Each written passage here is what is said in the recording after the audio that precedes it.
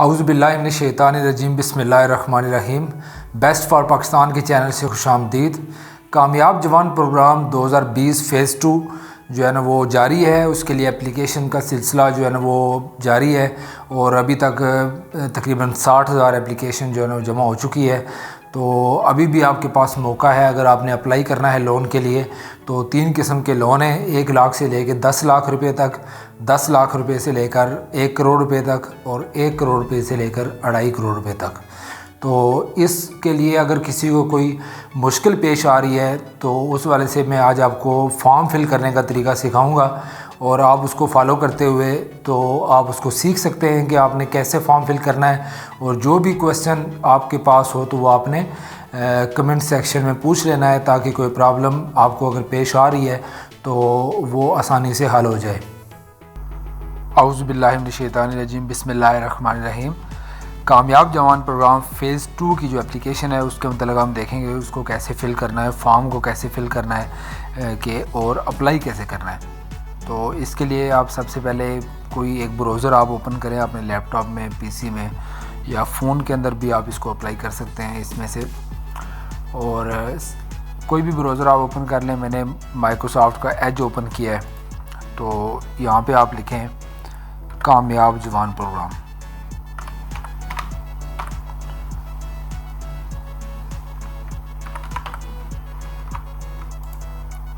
या उसकी पूरी वेबसाइट लिखें। अगर आपको वेबसाइट नहीं पता तो सिंपल आप कामयाब जवान प्रोग्राम लिखें गूगल के अंदर तो आपके सामने एक वेबसाइट आ जाएगी www.कामयाबजवान.gov.pk।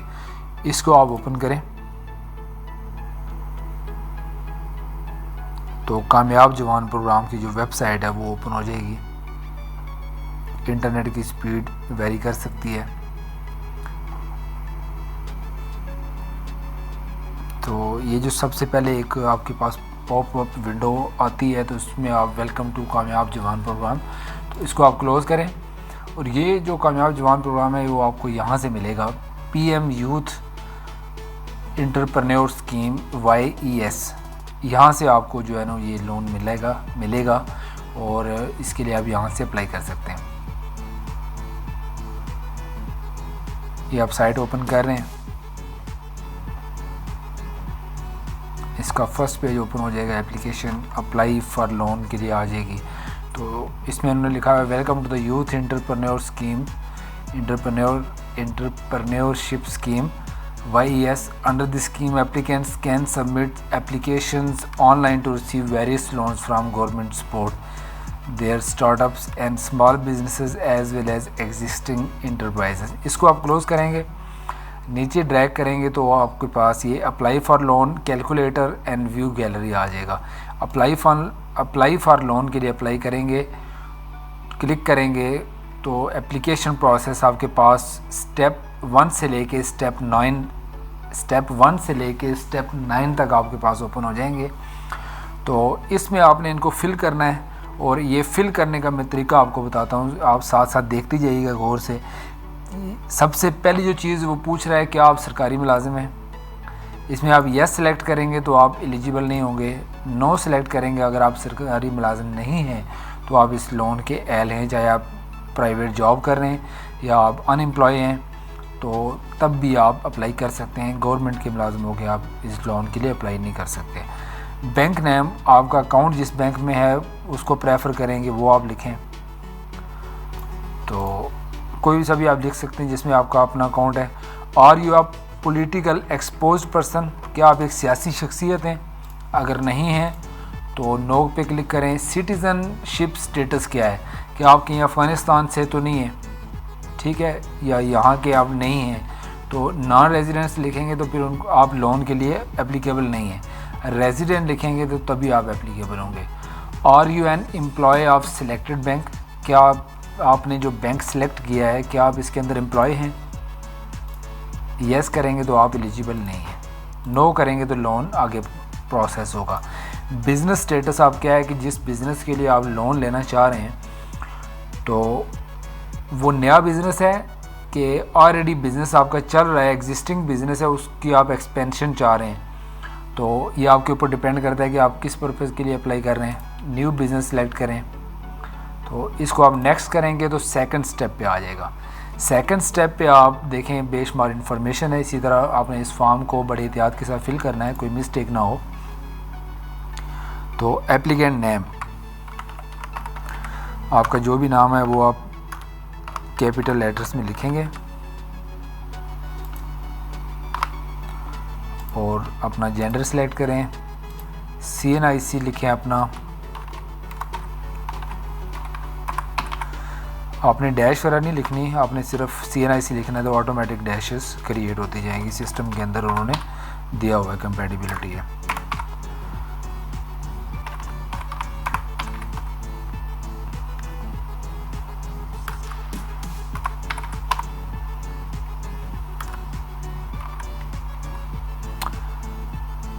ये आपने लिख लिया, क्योंकि ये मैंने ऑलरेडी अप्लाई किया हुआ है तो इस वजह से वो इसको नहीं दे रहा। तो आप सिंपल ये लिखें, आप कोई सा भी CNIC लिखेंगे तो अगर आपने डेफिनेटली अब ऑलरेडी अप्लाई किया हुआ तो फिर तो वो नहीं, सिस्टम के अंदर वो यही कहेगा कि ऑलरेडी रजिस्टर्ड है। तो इशू डेट लिख लें, जो भी शनाख्ती कार्ड के ऊपर लिखी है, तारीख़ हिजरा लिखा होता है उर्दू वाले शनाख्ती कार्ड के ऊपर, और इंग्लिश वाली के ऊपर लिखा होता है कि इशू डेट ऑफ CNIC। तो आप कोई भी लिख सकते हैं जो उसके ऊपर लिखी है।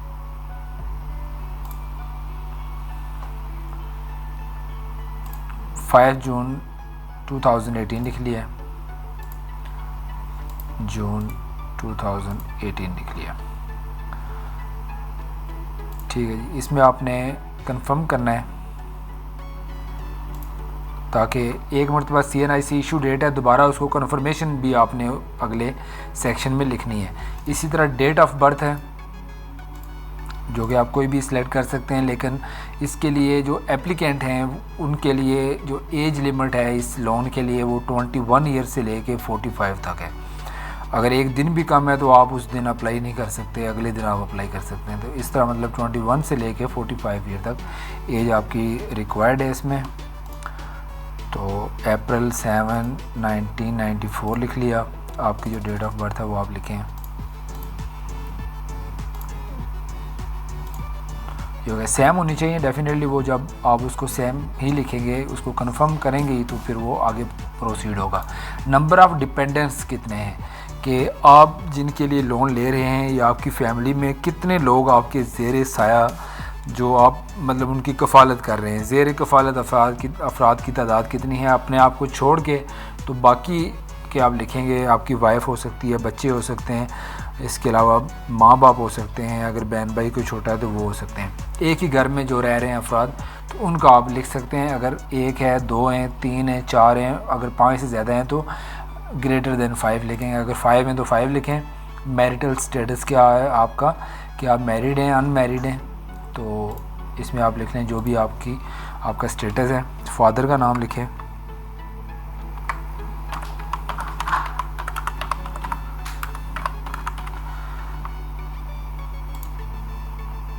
फादर का CNIC भी है लेकिन इसकी ज़रूरत नहीं है। जो भी यहाँ पे मैंडेटरी साइन है ये रेड कलर में, ये आपने लाजमी फ़िल करने हैं। जिनमें मैंडेटरी साइन नहीं है तो वो फ़िल करने की ज़रूरत नहीं है, अगर फ़िल कर देते हैं तो वेल एंड गुड, नहीं तो उसकी ज़रूरत नहीं है।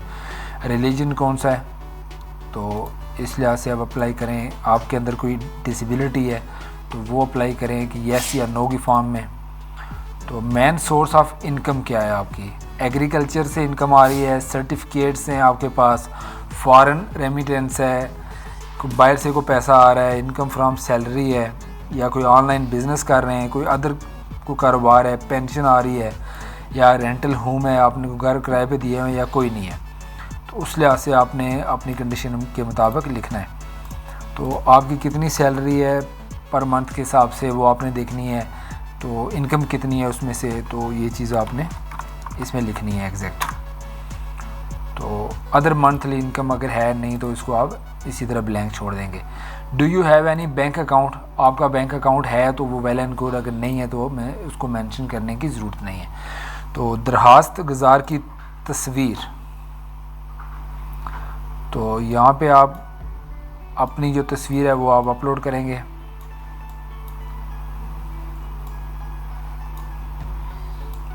ये कंप्यूटर में से ड्रैग करेंगे, कोई भी जो फोल्डर है तो उसमें आप जाएंगे, ये जिस तरह आपने ओपन कर ली। अब सेकंड जो पिक्चर है वो CNIC की फ्रंट साइड की पिक्चर है, वो आप ओपन करेंगे। इसके अलावा शनाख्ती कार्ड के पीछे वाले हिस्से की तस्वीर CNIC बैक साइड पिक्चर, तो इसको आप ड्रैग करेंगे, इसको आप नेक्स्ट करेंगे। एजुकेशन आपकी क्या है, अगर आप मिडिल पास हैं, FA FSC है, बैचलर डिग्री 2 ईयर है, बैचलर डिग्री 4 ईयर है, मास्टर डिग्री है, MPhil MS है, डॉक्टरेट है, पोस्ट डॉक्टरेट है, CA किया हुआ है, प्रोफेशनल कोर्स है, कोई MBBS किया हुआ है या डिप्लोमा किया हुआ है, सर्टिफिकेशन है, नॉन कोई भी नहीं है या कुछ है, तो इस लोन के लिए कोई तालीम की शर्त नहीं है। लेकिन अगर आपने कुछ कारोबार ऐसा करना है जिसमें आपकी फील्ड के मतलब आपकी क्वालिफ़िकेशन है, तो वो आपका एक किस्म का प्लस पॉइंट होगा, तो वो आप उसमें ऐड कर लें। तो बैचलर डिग्री की है तो बैचलर डिग्री लिख लें। Do you have any technical education? Technical education का मतलब है कि आपने कोई ऐसा डिप्लोमा या कोई ऐसी डिग्री की है जो टेक्निकल हो। तो कुछ लोग मतलब जैसा मैकेनिकल इंजीनियर्स हैं वो यहाँ पे मैकेनिकल टेक्नोलॉजी लिख लें, इसी तरह जो इलेक्ट्रिकल वाले हैं इलेक्ट्रिकल टेक्नोलॉजी लिख लें। तो बेशुमार तरह की ये कैटेगरीज़ हैं, आप इसमें अपनी देख के क्वालिफ़िकेशन तो लिख सकते हैं। Are you skilled or an artisan? तो इसमें आप अकाउंट्स में आपने आपका मतलब स्किल है आपकी एडमिनिस्ट्रेशन में है, ब्यूटिशियन में है, बजटिंग में है, बिज़नेस डेवलपमेंट में है, जिसमें भी आपकी है तो वो आप यहाँ पे लिखें। अगर आपके पास कोई एजुकेशनल डिग्री है तो वो आप लिखें, आप लोग टेक्निकल एजुकेशन सर्टिफिकेट है वो लिखें, और कोई और इसके अलावा डिप्लोमा है तो वो लिखें। अगर ये नहीं है तो यहाँ पे मैंडेटरी नहीं है।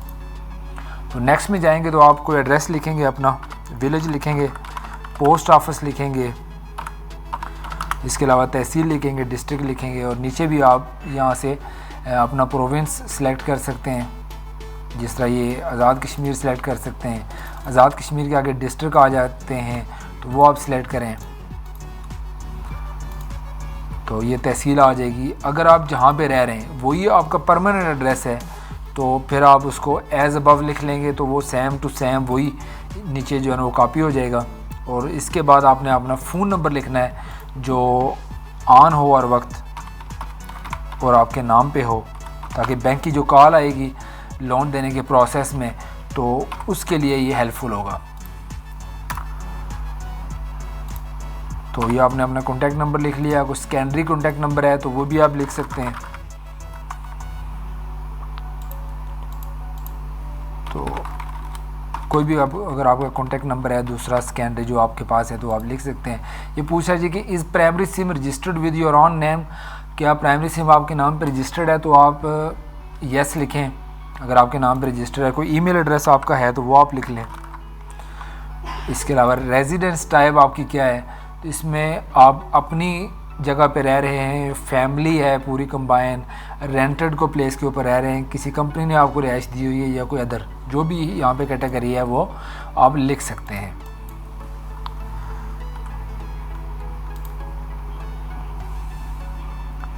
तो आप इसको नेक्स्ट करें।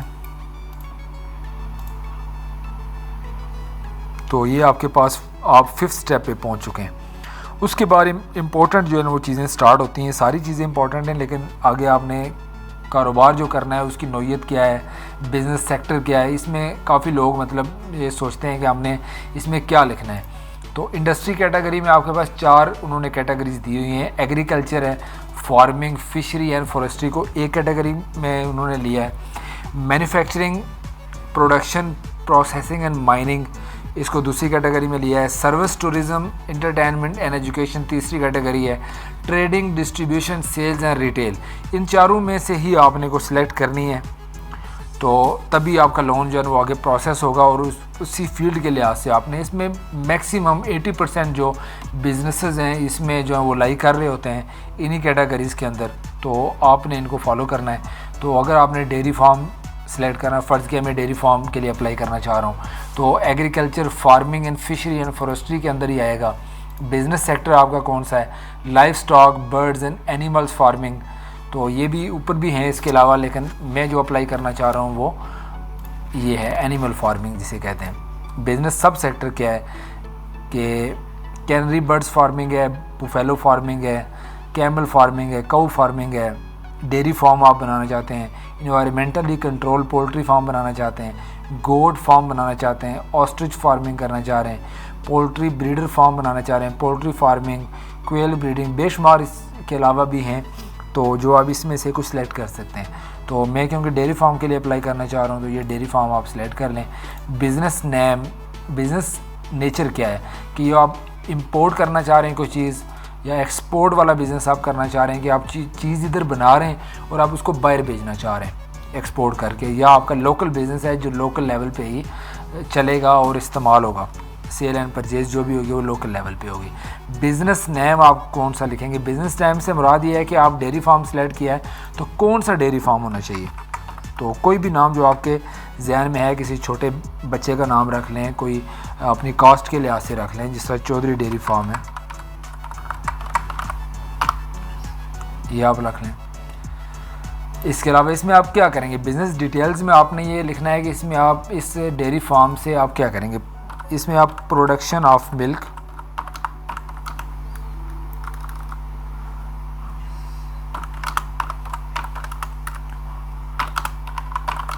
Cell of milk and related products, जिसमें मतलब दूध आ जाता है, मक्खन वगैरह आ जाता है, घी आ जाता है, तो वो सारे। बिज़नेस एड्रेस क्या है कि फ़र्ज़ कि आप किसी सिटी में रह रहे हैं जहाँ पे आपकी वो परमानेंट रेजिडेंस नहीं है, लेकिन आप वहाँ पे ही उसको यानी कि बिज़नेस को वहाँ पे ही आप करना चाह रहे हैं जिधर आपकी प्रेजेंट एड्रेस जिधर आपने लिखा हुआ है, तो वो एड्रेस आप यहाँ पे लिखेंगे, उसका विलेज लिखेंगे, सेक्टर है वो लिखेंगे, चेक नंबर है जो भी आपके है उसमें आप लिखेंगे, बिज़नेस प्रोविंस कौन सा है वो आप लिखेंगे।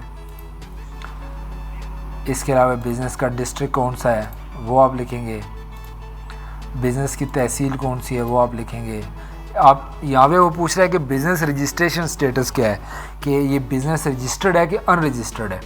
तो अगर आपने नया बिज़नेस स्टार्ट किया हुआ है, तो अगर आपने उसका रजिस्ट्रेशन उसकी कराई हुई है गवर्नमेंट के अंडर, तो उसको आप रजिस्टर लिखेंगे, वरना आप अनरजिस्टर लिखेंगे। रजिस्टर्ड में फिर आपको वो प्रूफ देना पड़ेगा कि ये रजिस्टर है और उसका रजिस्ट्रेशन नंबर आप लिखेंगे।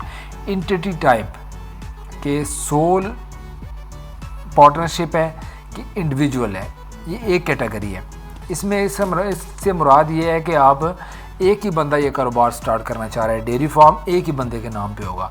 लिमिटेड कंपनी का मतलब है कि आप एक छोटी सी कंपनी बनाते हैं जो बहुत लिमिटेड होगी, लिमिटेड उसका टास्क होगा, तो वो कंपनी आप बनाना चाह रहे हैं, या आप पार्टनरशिप फर्म बनाना चाह रहे हैं। पार्टनरशिप फर्म का मतलब ये है कि जिसमें लोग आपस में पार्टनर्स होते हैं उस फर्म में, और उस लिहाज से जैसा ये डेयरी फार्म है, अगर आप इसको पार्टनरशिप पे लेते हैं तो उसके लिए आप जो भी कर्ज़ा अप्लाई करेंगे साथ में जो आपके पार्टनर्स होंगे उनके ऊपर भी वो डिवाइड होगा।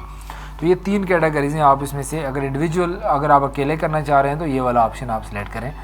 तो इसके अलावा ये नीचे एक ऑप्शन है कि is any vehicle registered on your partnership company name, कोई ऐसी व्हीकल है आपके, कोई गाड़ी वगैरह आपकी जो कंपनी आपने सेलेक्ट की हुई है उसके ऊपर कोई रजिस्टर्ड है, येस या नो में आपने उसका आंसर यहाँ पे ज़रूर सेलेक्ट करना है। तो इसके अलावा कोई अगर व्हीकल रजिस्टर्ड है तो उसकी आप रजिस्ट्रेशन बुक वगैरह, पिक्चर वगैरह जो भी है वो अपलोड करेंगे। अब नेक्स्ट स्टेप पे चले जाएँ। नेक्स्ट स्टेप पे वो मांग रहा है जी वर्किंग कैपिटल इंक्लूडिंग मरहबा, कि इसके लिए आप जो लोन लेना चाह रहे हैं वो वर्किंग कैपिटल का है, या लॉन्ग टर्म फाइनेंसिंग है, या लीज फाइनेंसिंग है।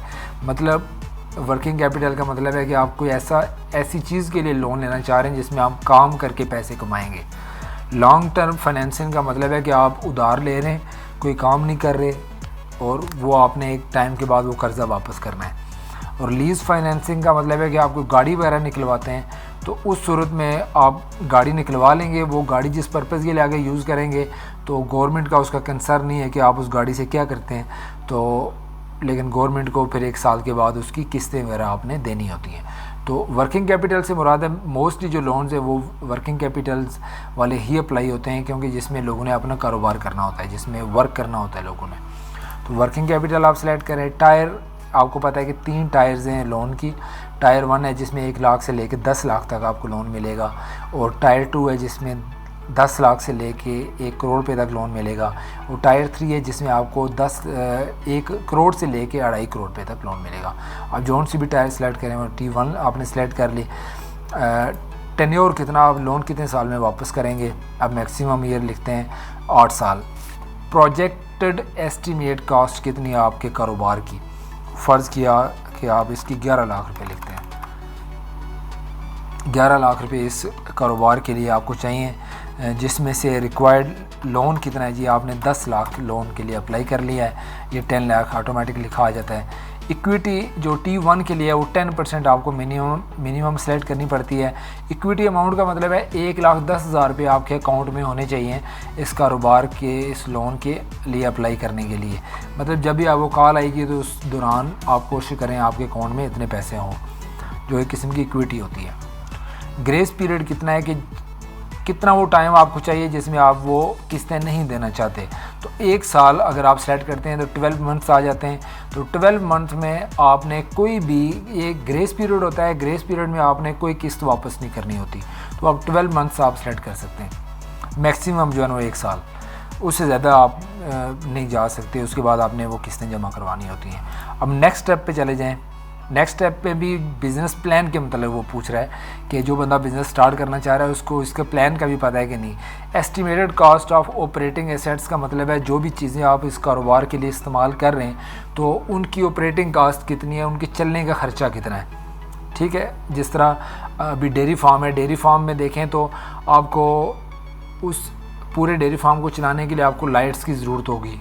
लाइट्स का जो बिल आएगा वो एक किस्म का ऑपरेटिंग एसेट्स में आ जाएगा। इसके अलावा जो घास के कुतरा शुतरा करने वाली जो मशीन होगी उसकी वो मतलब कि ऑपरेटिंग एसेट में आएगी।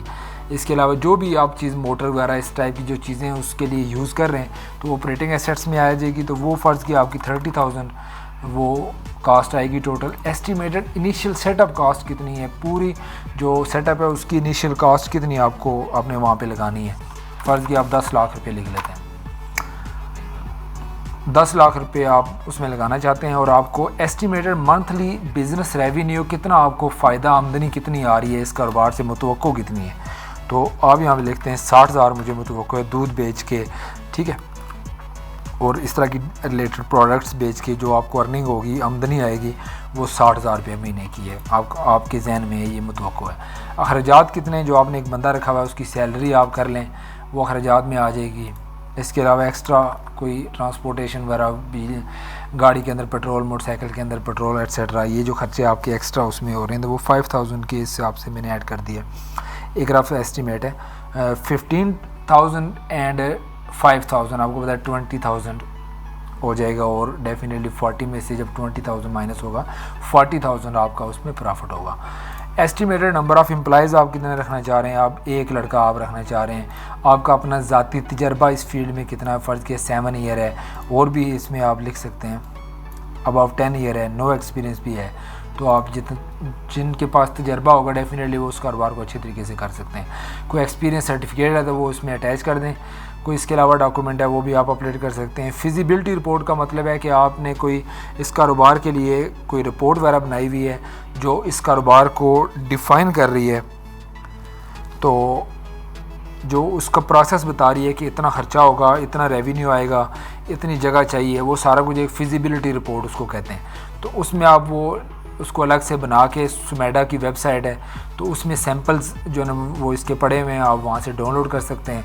तो आप उसके मुताबिक, उस फॉर्मेट के मुताबिक वो रिपोर्ट बना के तो यहाँ पे अपलोड कर सकते हैं। ये एक किस्म का प्लस पॉइंट हो जाएगा आपके लिए कि आप इसमें जो कारोबार है इसके मतलब आप काफ़ी नॉलेज रखते हैं। तो जब वो चीज़ उनके सामने जाएगी तो लोन मिलने के चांसेस आपको ज़्यादा हो जाएंगे। नेक्स्ट स्टेप पे आते हैं कि आर योर पेरेंट और स्पाउस लोन डिफ़ॉल्टर, क्या आपके वालिदैन शरीक हयात में से कोई कर्ज़ मतलब कि नादहिंदा है, यानी कि किसी बैंक का कर्ज़ उन्होंने लिया हुआ है वो अभी तक उन्होंने वापस नहीं किया या वो वापस कर रहे हैं, कोई ऐसी कंडीशन हो तो नो लिख लें। अगर येस है तो फिर इन्फॉर्मेशन ऐड करनी पड़ेगी। नेक्स्ट स्टेप पे चले जाएं तो 2 रेफरेंस आपसे मांगे गए हैं। जो आपके ब्लड रिलेटिव्स जो होंगे वो नहीं हो सकते। इसके अलावा फैमिली में कोई आपकी गारंटी देना चाहे तो आप उनके दोस्त वगैरह लिख सकते हैं, कोलीग्स का नाम लिख सकते हैं, कुछ भी आप इसमें यानी कि इनको आप बाद में कॉल्स आएंगी डेफिनेटली। कोई भी आप नाम लिखें, या आपने नाम लिख लिया, इसके बाद इसका आपके साथ रिलेशन क्या है वो लिखें, मोबाइल नंबर लिखें उनका जिनका रेफरेंस क्योंकि उनको फिर कॉल जाएगी। और इसी तरह शनाख्ती कार्ड नंबर लिख लें, इसमें भी उनका फॉर्मेट बना हुआ है शनाख्ती कार्ड का। दूसरा कोई नाम है तो वो भी आप लिख लें, तो रिलेशन उसके साथ क्या है वो आप लिख लें, कज़न है, जो भी कोलीग है वो आप लिख सकते हैं। कॉन्टैक्ट नंबर आप लिखें, इसके अलावा CNIC लिखें, या आपने CNIC लिख लिया। इसके बाद आप 8J ये कैप्चा होता है, इसके मुताबिक आप यहाँ पे ऐड कर दें HU। तो नेक्स्ट स्टेप पे जाएंगे, तो ये आपके पास बयान अल्फ़ी एफिडेविट या डिक्लेरेशन है। तो आप इसमें अपनी इंफॉर्मेशन देखें कि कोई मिस्टेक तो नहीं है। यहाँ तक पहुँचते वक्त आपको अगर लगता है कि मेरी एप्लीकेशन में कोई मिस्टेक है तो क्योंकि उसके बाद आपने सबमिट करनी है, सबमिट करने के बाद आप एप्लीकेशन को दोबारा एडिट नहीं कर सकते।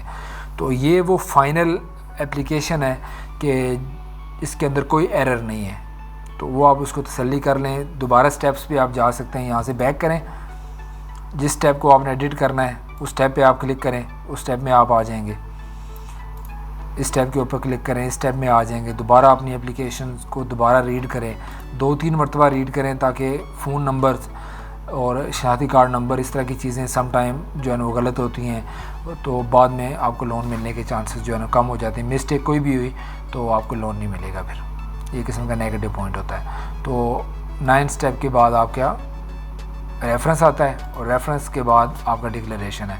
यहाँ पे एग्री के साथ एक क्लिक है, इसको आप क्लिक करके आप सबमिट के बटन के ऊपर दबाएंगे तो प्लीज़ वेट का ऑप्शन आएगा स्क्रीन के ऊपर, तो आप वेट करेंगे। तो उसके बाद एप्लीकेशन सबमिट का यहाँ पे एक ऑप्शन आ जाएगा कि सक्सेसफुली सबमिटेड, तो फिर वो एप्लीकेशन आप क्लोज़ कर दें, आपकी एप्लीकेशन कामयाब जवान प्रोग्राम में सबमिट हो गई है। उसके बाद आप वेट करें जब तक इसकी लास्ट डेट होती है, फिर आपको कॉल आएगी। तो उसमें कॉल में जितनी भी एप्लीकेशन के अंदर आपने चीज़ें लिखी हुई हैं उन सब के बारे में आपसे पूछा जाएगा कि आपने कौन सा कारोबार स्टार्ट करना है। तो तब अगर आपने डेयरी फार्म लिखा हुआ है, आपको जहन में नहीं है मैंने क्या लिखा था, तो वो अगर आपने जवाब ना दिया तो वो कॉल आपकी जो है ना वो नेगेटिव मतलब उसमें जाएगी मार्क्स में, और आपको लोन मिलने के चांसेस बहुत कम हो जाएंगे। एग्जैक्ट टू एग्जैक्ट जो है जितना भी चीज़ें आपने लिखी हैं उनकी आप पिक्चर्स बना लें और उनको आप याद रखें, जब भी आपको कॉल आती है तो उस वक्त में आप उनको रिप्लाई कर सकें। तो ये वो सारा प्रोसेस था, वीडियो थी जिसके ज़रिए आप अगर आपको कुछ समझ ना हो तो कमेंट सेक्शन में आप पूछ सकते हैं। तो अपनी दुआओं में याद रखें, इस वीडियो को शेयर करें, इस चैनल को सब्सक्राइब करें, बेल आइकन के ऊपर दबाएं ताकि आपको नेक्स्ट आने वाली वीडियोस के मुतालिक इन्फॉर्मेशन मिल सके। बहुत बहुत शुक्रिया, अल्लाह हाफ़िज़। वीडियो देखने का बहुत बहुत शुक्रिया, अपना ख्याल रखिए, इस चैनल को सब्सक्राइब करें, इस वीडियो को शेयर करें और बेल आइकन के ऊपर लाजमी क्लिक करें ताकि आपको नेक्स्ट आने वाली वीडियोस मौसूल हों। अल्लाह हाफ़िज़।